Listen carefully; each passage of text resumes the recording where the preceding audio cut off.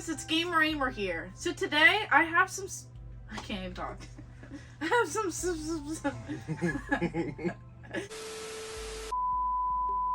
Hey guys, it's Gamer Ahmer here. So today I have Game Junction in the game room, and we're going around and trying to figure out what their favorite items are that they saw in the game room.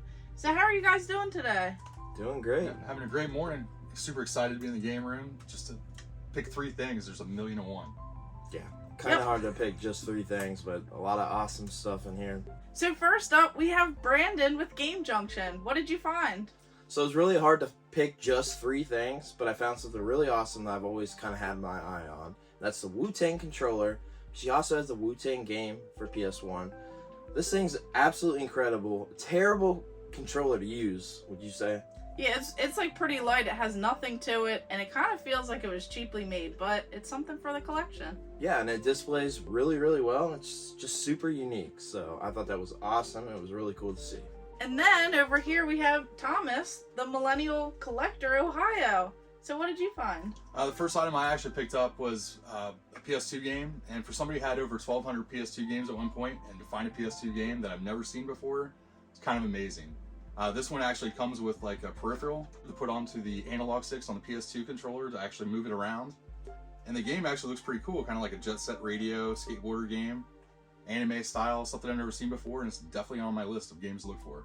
Yep, and in my time, I had never seen another one in that like actual cardboard box. So this is like this weird skateboarding game where you just put it right on top of like the thumb grips, and you just pretend like you're skateboarding. It's wild. So you do that like tech deck, literally with your fingers on the controller. That's amazing. I've never seen that either. So Yeah. I might actually get my son to play a PlayStation 2 game. that'd be Yeah. awesome. There you go. And then we have another item. What did you find? So this one's a pretty unique one, kind of for the history, but this is Custer's Revenge for the Atari 2600.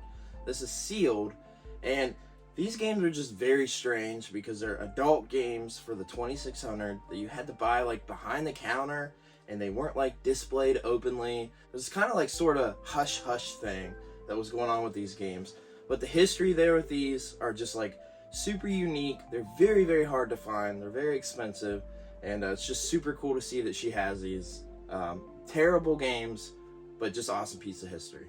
Exactly, because we all know the rating system of video games was actually, established way after this fact. So it's just wild that people didn't even know about this stuff. They didn't cause, an uproar when these games came out, but it was just later in like the Nintendo years and everything else that, people kind of knew about all these weird, wacky games. Yeah, definitely. They kind of got away with it for a little while because nobody was really paying super close attention to those type of games until it was mainstream. Then it became an issue. Yeah, and there's even some like weird, like NES stuff, like the Bubble Bath Babes. I'd say it's probably not to the extent of this, but even just like the cover for that is, pretty risque. So Yeah, it's crazy to see all that stuff. definitely. And then next up, what did you find? The House of the Dead 2 light gun set for the Dreamcast. This is actually a little bit different from the one that I've seen because I remember when I would go to the store back in the day, the big box was a little bit different. I've never seen the Japanese one. It's a little bit smaller and easier to kind of put on the shelf. Mm-hmm. Definitely different art that I've never seen before. Really cool to see a light gun game still in the box in this good a shape. Wonderful Pretty awesome.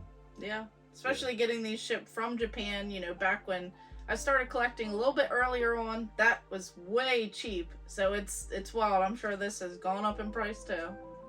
Yeah, definitely. That's super, super cool. It's always cool to see like the Japanese variants, especially for like big box items. It's so cool that they had like, really compact sort of packaging for a lot of their stuff, especially on Dreamcast and Saturn. So Yeah, because there were awkward sized boxes, and that was one of the big things with somebody that, like, when I was in PlayStation 1 collector, I got rid of all my long boxes because they didn't fit on the shelf. Mm-hmm. And looking back as a collector, I'm like, I really had some really cool long box games I kind of wish I had.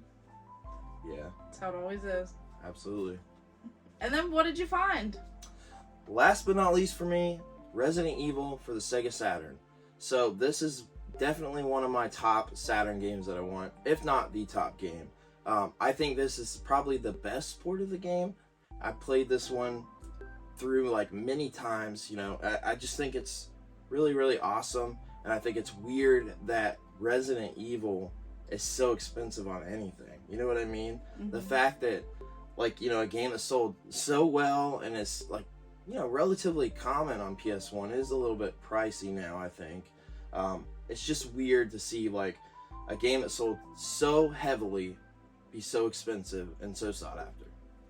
Yeah, and the entire, you know, series, the entire franchise, everything has just went up. Whether it's on GameCube, the chainsaw controllers, the figures. If you get into toy collecting, the Resident Evil figures that they probably sold like millions of are just insanely expensive. It's just like this whole following of this. It's a beautiful game. One of the best survival horror series and so iconic.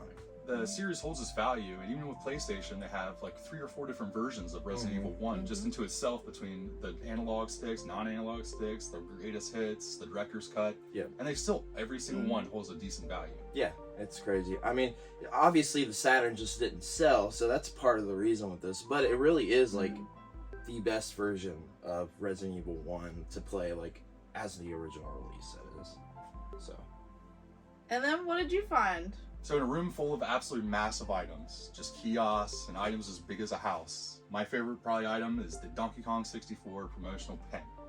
I mean, this item itself was... Oh, it's a pen. Yeah, it's a... Oh. It's not just a banana. Oh, I thought I What did you didn't think see it the was? tip on it. It's I don't know. You're talking, it's a He loves ballpoint bananas, pen. so... Yeah.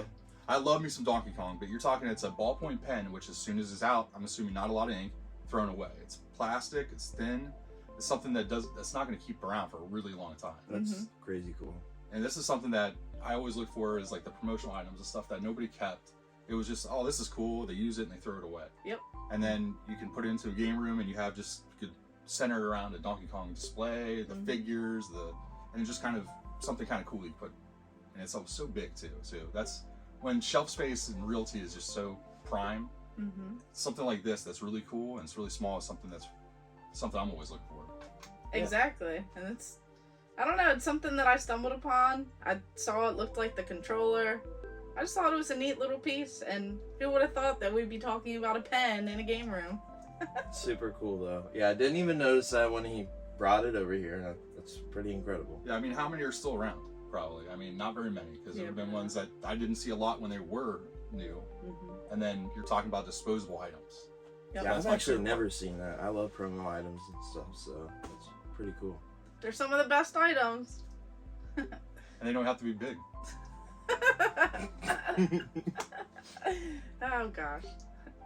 So, thank you guys for watching. Definitely great having Game Junction in the game room. We had a blast going around, and make sure you guys stay tuned, because over on their channel we did tons of videos with Too Many Games, the gaming convention in Pennsylvania. We had such a blast there, and then I'll even have some more videos, so make sure you guys stay tuned for that. And of course, thank you guys for watching. Make sure you like and subscribe. Go ahead and check out my other videos, and stay tuned for more.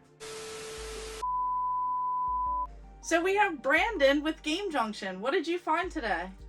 So it was really hard to pick just 3 things, but I found something really awesome that I've kind of always had my eye on personally. That is the Wu-Tang controller for PS1, along with the This guy, along with Upside Down. I could have just kept going and flipped it around. Yeah, you oh, could've. backwards. Alright, we'll do that this time. There's times to try.